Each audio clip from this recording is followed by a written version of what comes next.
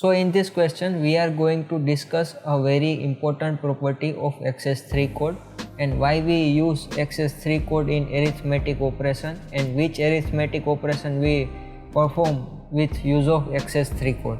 Now XS3 code has very unique property over other BCD code. Let's understand with one example. Here decimal 6 has a XS3 representation of 1001. If we take 9's complement of number 6 will result in 3. So if we look very carefully at decimal number 3's representation of XS3, we will get 0, 1, 1, 0. If we look very carefully here, so 3 and 6 are both number in XS3 are complement of each other, means if we represent 6 in XS3 as a 1, 0, 0, 1 and if we flip each bit of representation of XS3, we will end up with its 9's complement number and its representation in XS3. So any XS3 number, if we just flip every bit of XS3 representation, we directly get 9's complement of that particular decimal number which is represented with use of that XS3 number. How we use XS3 self-complementing property in BCD subtraction. Here I took two examples. First example is a bigger number minus smaller number which result in positive number. Second example, a smaller number minus bigger number which give result in a negative number.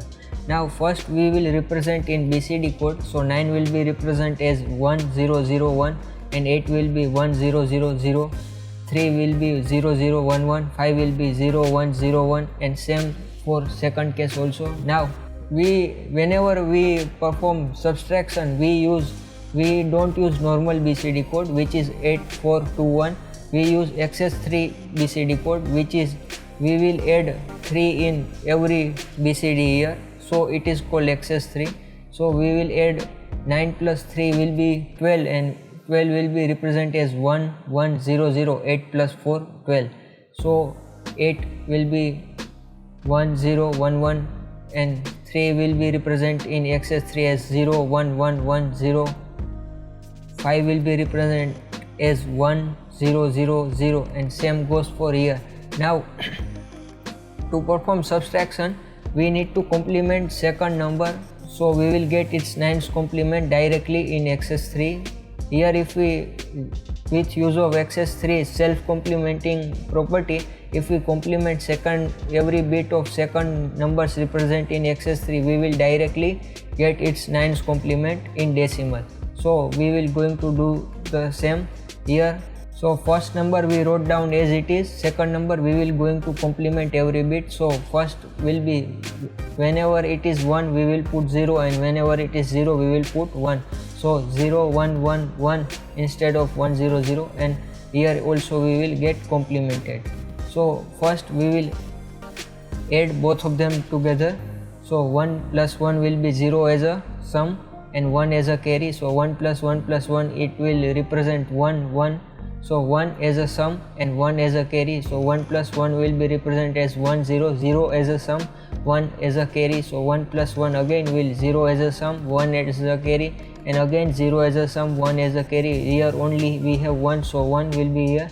So 1 plus 0 will be 1, 1 plus 1 is a 0 as a sum and 1 as a carry. So as we do 9's complement, whenever carry will get its call end around carry and we will add to our sum here. So we will add our carry here again and we will get 1, 1 and this directly represent BCD code and it is represent 3 and it is represent 6 which is our same number we will start with here. So we will take the second case, for second case we will do the same.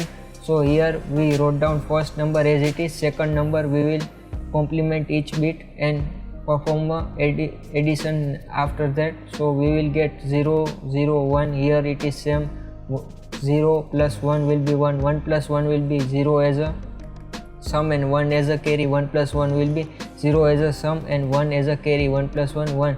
So in 9's complement whenever carry is not generated we will flip every bit. So here and called it whenever carry is not generated from most significant digit, we will call that number it is in 9's complement and it's a negative number. So here we get is a negative number and it is in 9's complement form. So we need to take every we need to complement each bit here.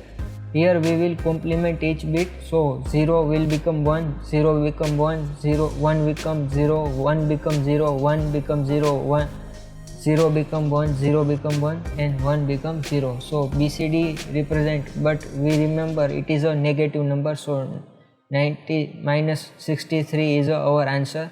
So answer for this question, we use XS3 code arithmetic for BCD subtraction.